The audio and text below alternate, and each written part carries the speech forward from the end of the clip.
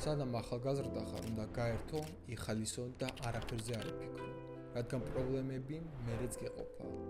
ეს არის ყველაზე ცუდი რჩევა, რომელიც სამწუხაროდ ხშირად გვესმის უფროსი თაობის ზოგიერთი წარმომადგენელისგან, რომლებსაც თუ დავაკვირდებით, მათი ცხოვრება ნამდვილად არ წარმოადგენს მისაბაძ მაგალითს და რომელთათვისაც ეს პერიოდი მართლაც საუკეთესო იყო, რადგანაც ასეთმა ცხოვრებისეულმა დამოკიდებულებამ, რომლისკენაც ახლა თქვენ გიბიძგებენ, საბოლოო ჯამში ისინი მიიყვანა იქამდე, რომ ცხოვრების შემდეგი ეტაპები მათთვის უფრო რთული და არასასიამოვნო აღმოჩნდა.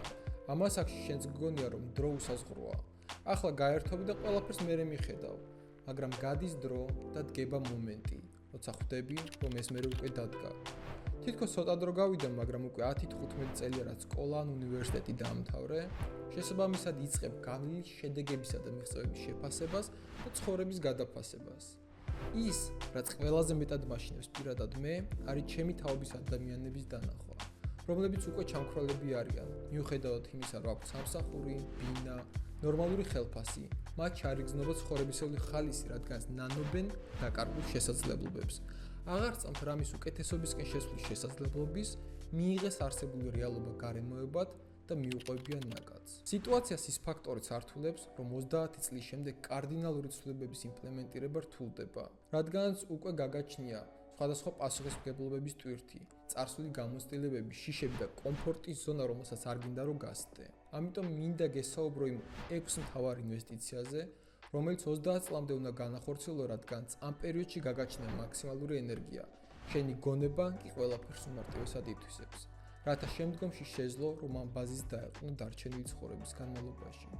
ეხლა მე არ მაქვს საუბარი ფულად ინვესტიციებზე, არამედ ინვესტიციებზე, რომლებისკენაც უნდა მიმართო შენი დრო და ყურადღება, რათა ზრდასრულ ასაკში მყარად იდგე ფეხზე, გრძნობდე თავისუფლებას და საკუთარ თავს მადლობას უხდიდე იმისთვის, რომ სწორი ნაბიჯები გადადგე. პირველი, ეს არის ინვესტიცია გამოცდილებასა და შეცდომებში.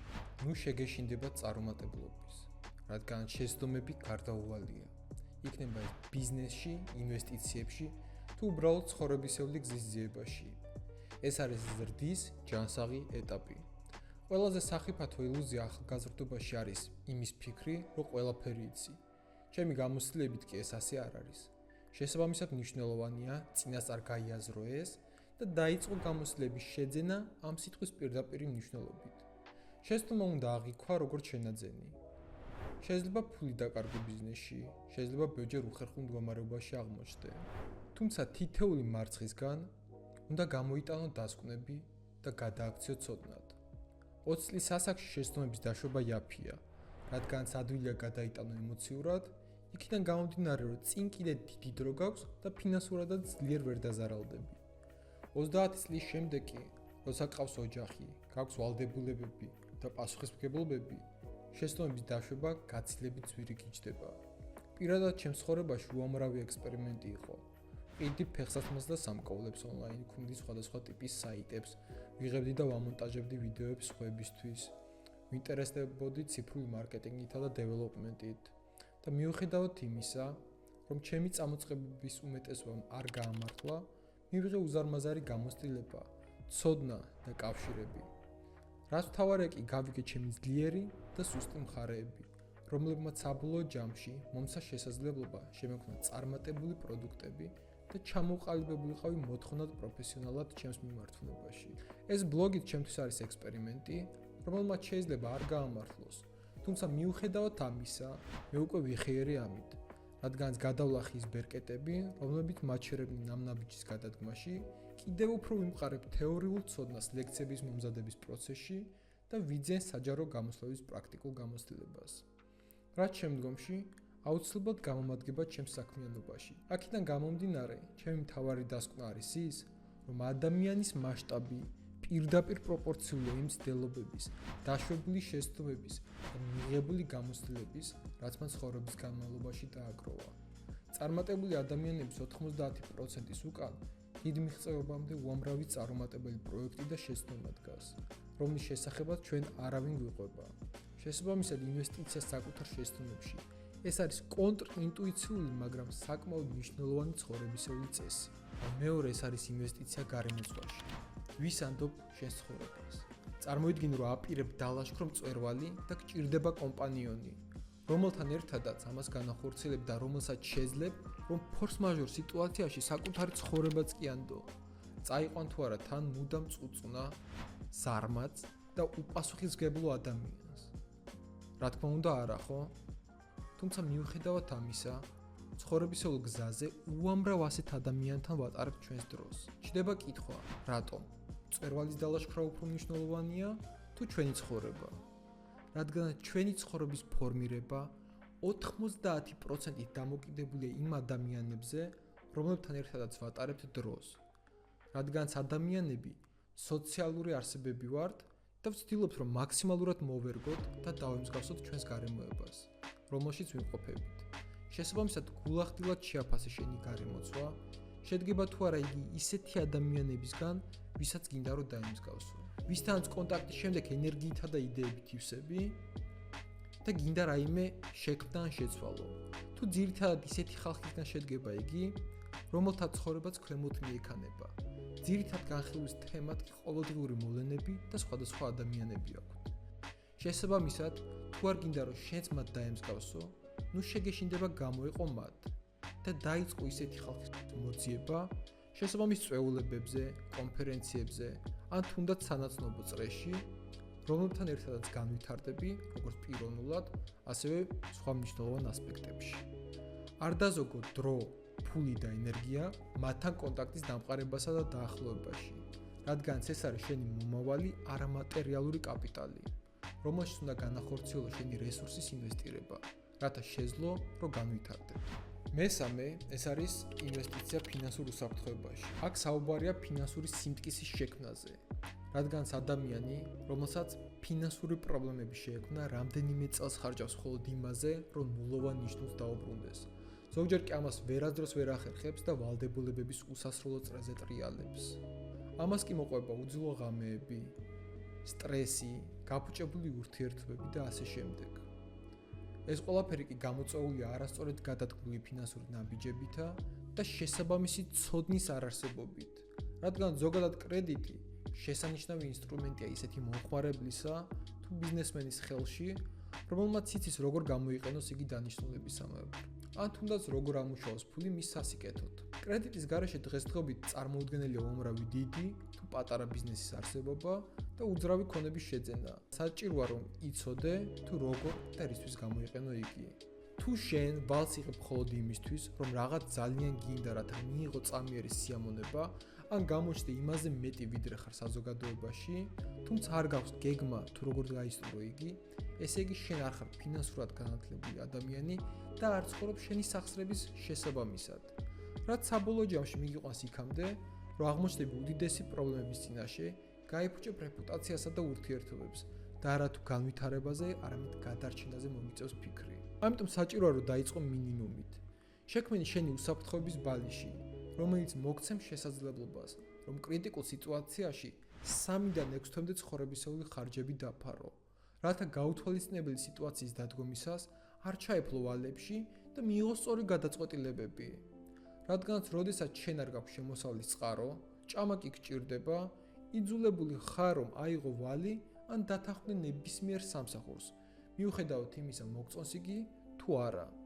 ფინანსური ბალიში კი მოგცემს იმის შესაძლებლობას, რომ სამსახურის ძიების პროცესშიც კი შეაჩერო არჩევანი იმაზე, რაც შენ მოგწონს, სიამოვნებას განიჭებს და განვითარებს. ასევე მნიშვნელოვანია, რომ ძირითადი შემოსავლის პარალელურად შეიქმნა პასიური შემოსავლები, რათა არ იყოს სრულად დამოკიდებული მხოლოდ ერთ წყაროზე. შესაბამისად, მეტად თავისუფლად და თავდაჯერებულად იგრძნო თავი სიტუაციებში, როდესაც შენი საზღვრები ილახება, ან რაიმე არ მოგწონს. და არ მოგიწევს ყველაფერზე თვალის დახუჭვა, რაც საბოლოო ჯამში აისახება შენს თვითშეფასებასა და თვითპატივისცემაზე.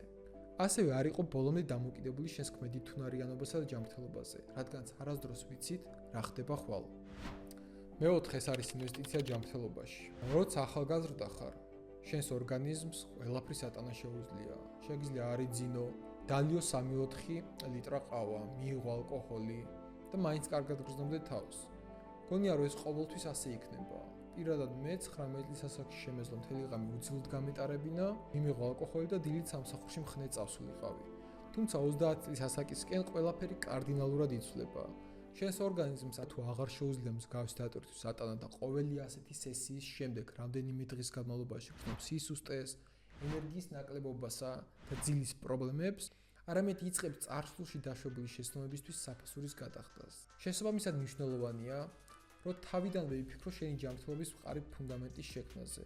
ამისათვის კი საჭიროა, რომ დაინვესტირო დრო და ფინანსური რესურსი.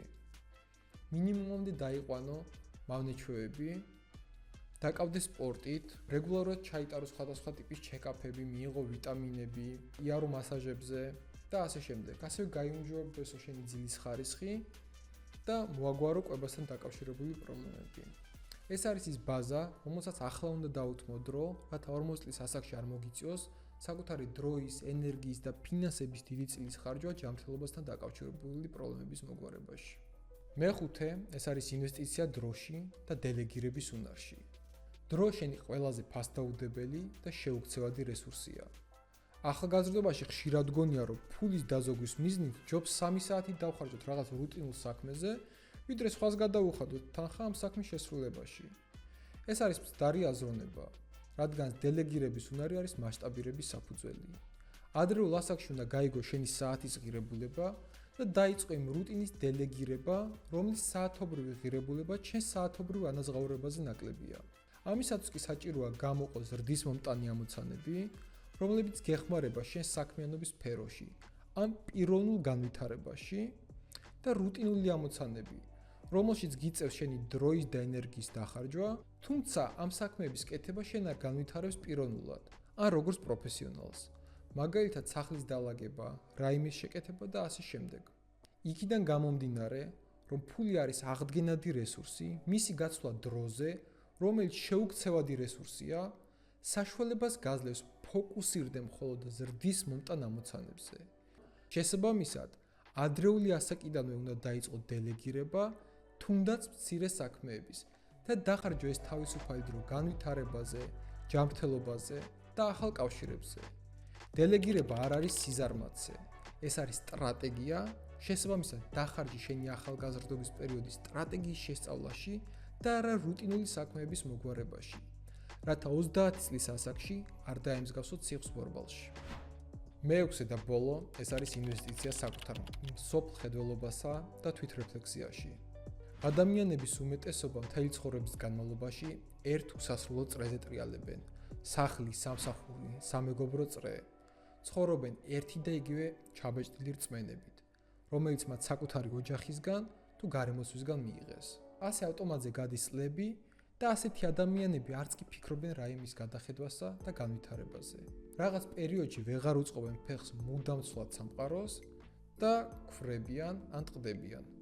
ამიტომ მნიშვნელოვანია, რომ განსაკუთრებით ახალგაზრდობის პერიოდში მაქსიმალურად გავიფართოვოთ ჩვენი მსოფლმხედველობა და გავათვითცნობიეროთ, რომ სამყარო არ არის მხოლოდ ის, რაც ჩვენს გარშემო ხდება. ამისათვის კი საჭიროა ვიმოგზაუროთ, ვიკითხოთ, შევისწავლოთ სხვა კულტურები, ეთნოსები და რელიგიები.